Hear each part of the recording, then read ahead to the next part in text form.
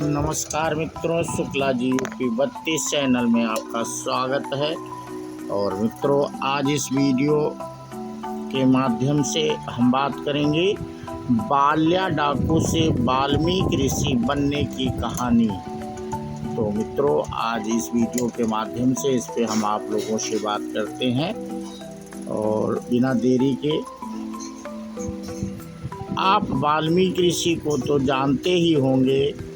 वह एक महान ऋषि थे तथा उन्होंने महाकाव्य रामायण की रचना की थी, अर्थात रामायण लिखी थी। वाल्मीकि ऋषि का नाम रत्नाकर था। रत्नाकर ऋषि बनने से पहले एक बहुत क्रूर डाकू थे। वह घने जंगल में छुपकर बैठते थे। जंगल से आने जाने वाले राहगीरों को रोककर उनकी धन संपत्ति लूट लेते थे तथा उन्हें मार डालते थे और उस संपत्ति से अपनी पत्नी बच्चों का भरण पोषण किया करते थे। प्रतिदिन शाम को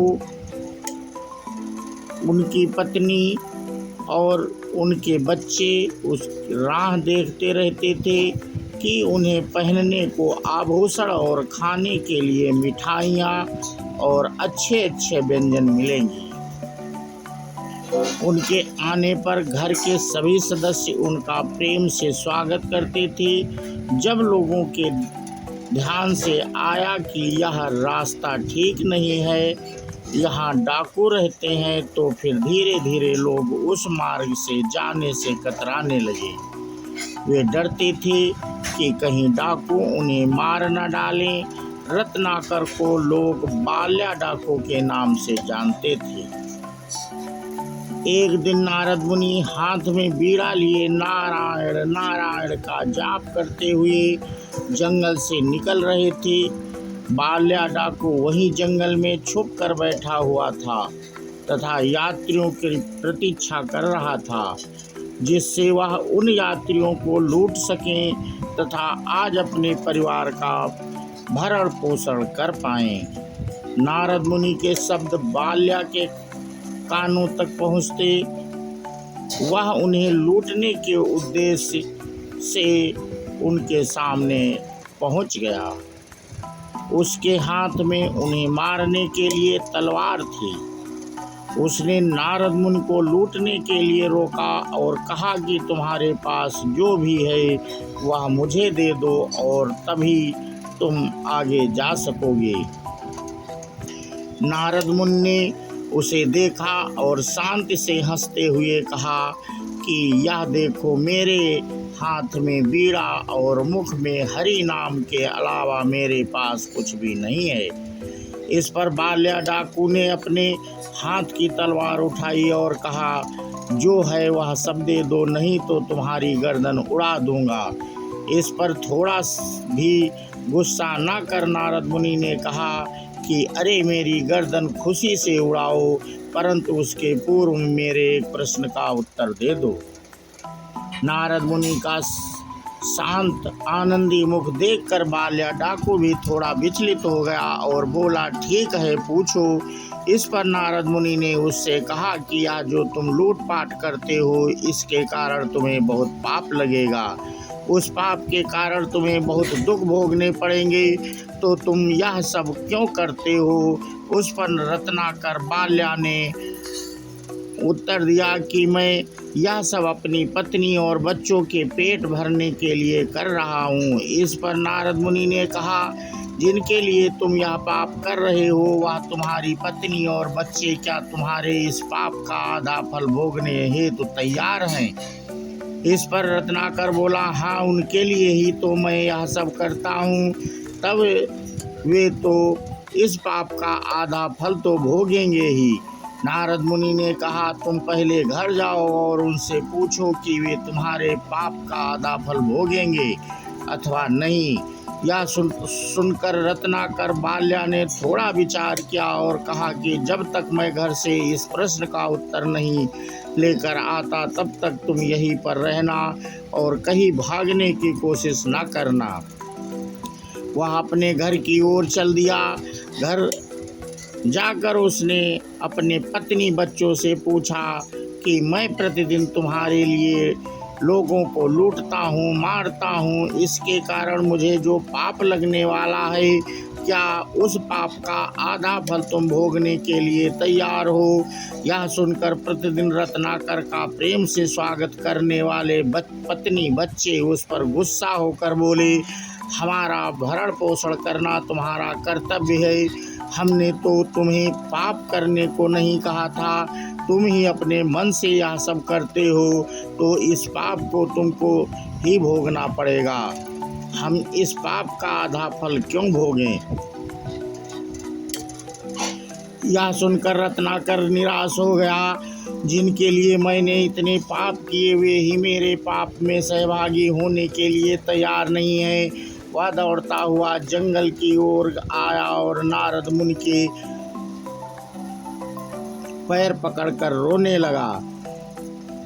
वह बोला, मुनिवर मुझे क्षमा करें, मेरे घर वालों ने मेरे पाप में सहभागी होने से मना कर दिया है, मुझसे तो बड़ी भूल हो गई, मेरी गलतियों के लिए मुझे क्षमा करें, मुझे इस पाप से मुक्त होने के योग्य मार्ग आप ही बताएं। नारद मुनि ने उसके पीठ पर प्रेम से हाथ फेरा और उसे उठाया।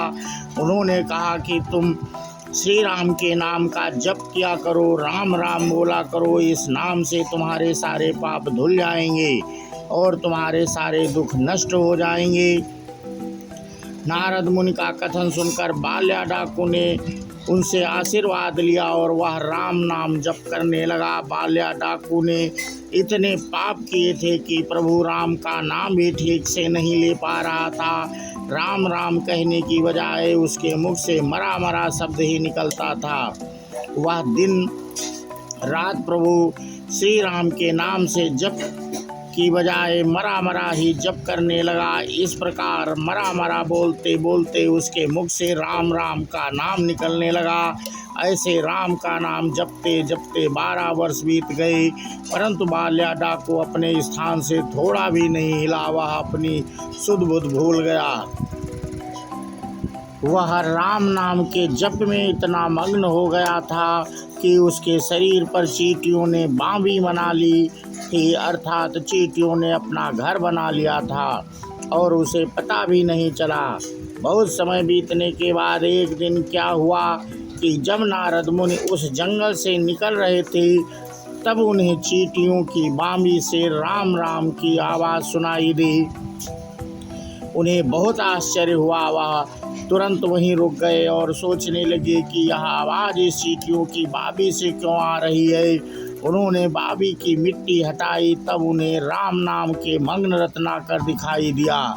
रत्नाकर को देखकर उन्हें बहुत आनंद हुआ। उन्होंने धीमे से रत्नाकर को पुकारा।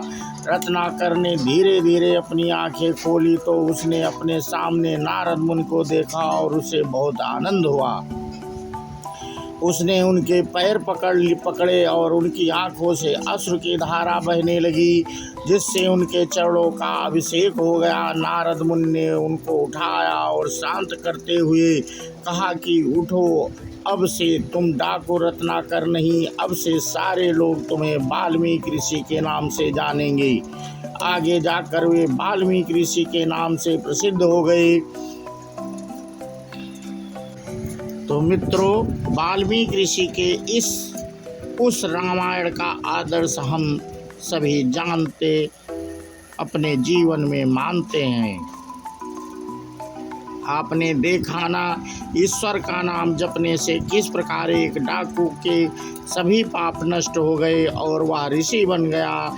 हमें भी इस प्रकार ईश्वर का नाम अर्थात नाम जप करना चाहिए। नाम जप करने से हमारे पाप नष्ट हो जाते हैं। तो मित्रों, आज इस वीडियो के माध्यम से हमने वाल्मीकि ऋषि के बारे में जानकारी दी, वो डाकू से कैसे वाल्मीकि ऋषि बने। और इसी के साथ मित्रों, हम अपना वीडियो समाप्ति की ओर ले चलते। और जो लोग इस चैनल को पहली बार देख रहे थे, वो चैनल को सब्सक्राइब कर लें, बेल आइकन दबा दें, और जिससे उनको नोटिफिकेशन ऐसे धार्मिक और ज्ञानवर्धक वीडियो का मिल सके। और इसी के साथ वीडियो समाप्त करते हुए बोलो सियावर रामचंद्र की जय हो, हनुमान की जय हो। जय हिंद, जय भारत, वंदे मातरम।